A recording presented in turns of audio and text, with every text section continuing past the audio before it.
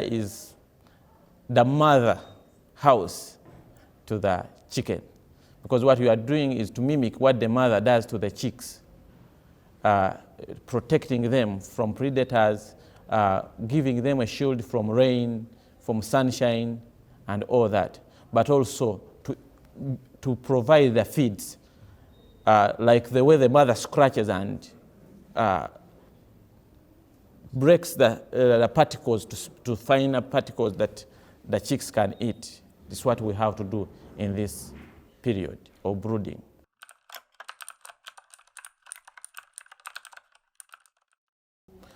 First of all, the brooder is constructed, and it's a house now in this case.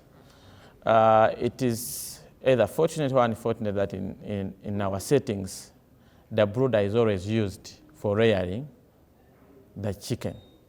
So when you're constructing, you have to have that in mind, that the brooder should be in position to protect the chicks from rain, from sunshine, from the wind, from coldness. But at the same time, there should be enough aeration, and there should be provision to create to create a way of doing away with the extra gases, especially the ammonia that is released in the excreta. So what happens is that when you're constructing the brooder, you're constructing also the house in most cases.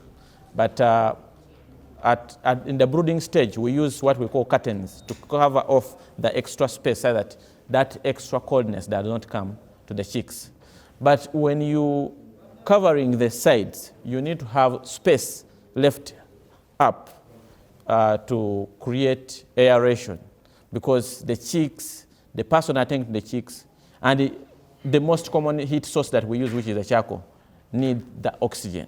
And so if you don't provide it, then you're creating another disaster, because there will be incomplete combustion of the charcoal, which might lead to emission of carbon monoxide, a very toxic gas that can cause suffocation in birds, can cause suffocation in you, but also the charcoal will stop burning at some point. So you will not have complete utilization. So you risk losing life, you risk losing the chicks if you don't create that aeration properly. So what you have to put in consideration is that the house you're constructing should be easy to clean. So the basic you should start off with is it should be cemented, both the wall and the floor. It should be easy to clean because you're going to use it for the next time. But also, if it's dusty, it is another disaster, because the dust will also become a problem to the chicks. And you know that even babies should not be exposed to dust. They are always covered to create warmth. So it's the same thing we mimic when we are dealing with the chicks. So it should be easy to clean. And then the dimensions should be proper, that if you open them, the aeration will be perfect. So the width should not go beyond 10 meters. In fact, it should be around 9 meters, but it should not go beyond 10 meters to the worst. And then the length can be as long as you want, so long as you create avenues of conserving the heat inside. But away from the house, you also need enough drinkers and feeders. This is something that people undermine, because some people provide the feeders and less of the drinkers, and birds need a lot of water. So if you don't have the water provided to the birds in the right conditions, then you'll have issues at the end of the day. But also the water should do, for example, if you're constructing and you're supposed to put tanks, the tank should be shielded from heat, because if the water is heated up, then at the end of the day, the birds will be getting warm water, which they don't need, or hot water. So there should be a shield to protect that tank from sunshine. However, the sides, since this house is going to be used, the sides should be rodent-proof. So when you put, maybe most commonly we use chain link, but you reinforce it with a chicken mesh so that rats can't go through, birds can't go through. It is very important, because these are carriers of diseases, but also predators to the chicks. They can eat the chicks, so you risk losing the chicks or getting infections. So it should be in position to prevent all those from entering. But you should not make it completely open. Down should be a little raised, so that the the dust and the wind that come from outside do not enter the chicken or the chicks directly. It should be above the height of a grown bird, which should be around minimum 2 feet, but not above 3 feet from the floor. Because if you make it extremely high, that means you're going to create a lot of heat again at the end of the day. The aeration will not be proper. So maximum 2 feet raised from the floor.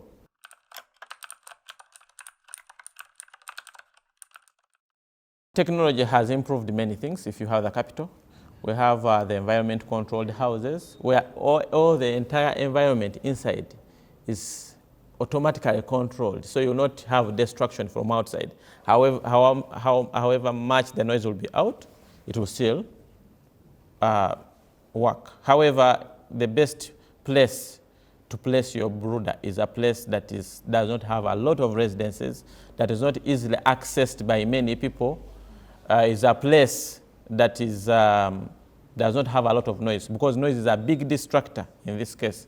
And so we need to put this in consideration, that we don't have noise in that place. The place is not dusty. The place does not flood, because flooding is another big disaster that has caused many to lose their birds. Your farm should be in a place that does not flood.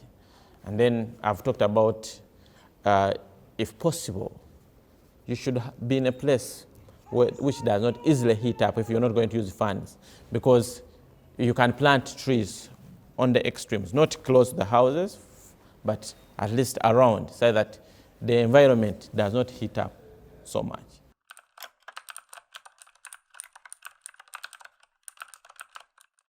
We are assuming you've cleaned very well and you've put the right litter and you've covered the litter and you've placed the drinkers in the right positions. And the drinkers are ready enough. When you receive the chicks, the most important thing is also to check the chicks. You check out before you receive them, you need to be sure you take their weight, day 1 weight. Or we call it actually day 0. The day you receive them is a day 0. You need to take their weight, because if when you take the weight, it will give you an indication on their performance actually in the future.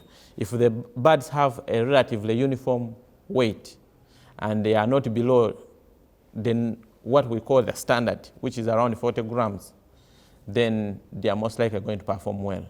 But even if they are above 40, but they are not uniform, you find some 40, some 50, some 60, the performance will not be good. So uniformity is very important.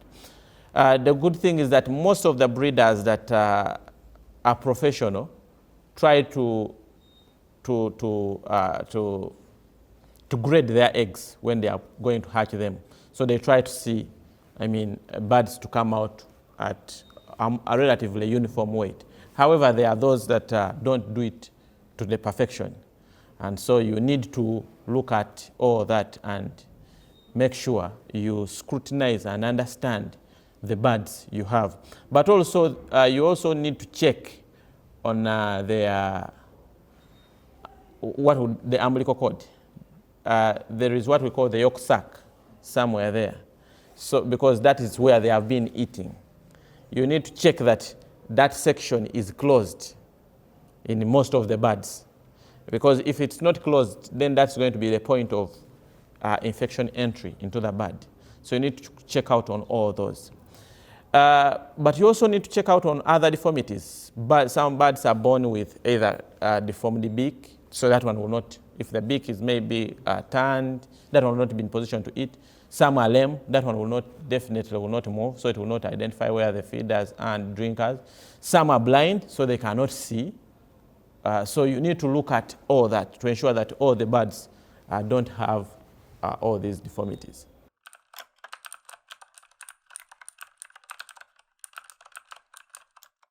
What defines the temperature in most cases is actually the day-old weight. If you have extremely small birds, you need a little higher temperature. There is what we call the surface area to volume ratio. For smaller birds, they have a high surface area to volume ratio. So they lose a lot of heat compared to the relatively bigger birds. So that is judgmental in most cases. However, the standard should be, before you bring in the birds, you need to heat up your brooder to at least the floor. When you put a thermometer on the floor, it should be around 33 degrees, if you have a thermometer. In most cases, we don't have, but the ideal, if you want to do things professional, then you need to have a thermometer. Then on the extreme, it should be around 30 degrees, 35 degrees on day 1. So this temperature will go on reducing because the birds are growing bigger. And by day 7, we have gone to around 30 degrees, 30 to 28 degrees. And then later we shall open. That's for broilers. For layers, it goes on gradual up to around 4 weeks. But you keep monitoring. However, there is a better way if you don't have the thermometer to see. If, for example, you are in your brooder and you find you've put your heat source in the center and you find the chicks going away from the heat source, then you know that temperature is extremely high. You need to reduce. If you find them chilling in one place, then you know the temperatures are low. You need to add a little more heat. And if you find them in one place, they have moved from one side and gone to another side, chances are high that that side has higher temperatures, extremely high temperatures, and so they cannot be there. They have gone to a place with a higher temperature, maybe lower temperature. If they are chilling, if you find them active on one side, then you know the temperature on that side is good, and that's where they have opted.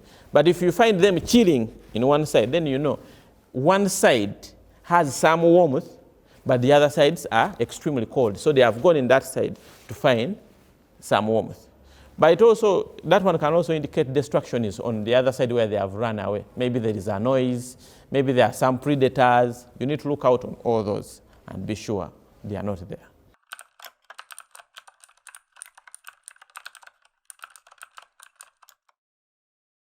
The first consideration for space should be what is your target weight you want to get at the end of the day, especially for broilers. For layers, it's standard because we know we shall need maximum 6 birds per square meter, or 1 bird for 1.5 square foot. For broilers, it is dependent on what weight you're targeting to get, because for every square meter, we should have a maximum of 34 kilograms.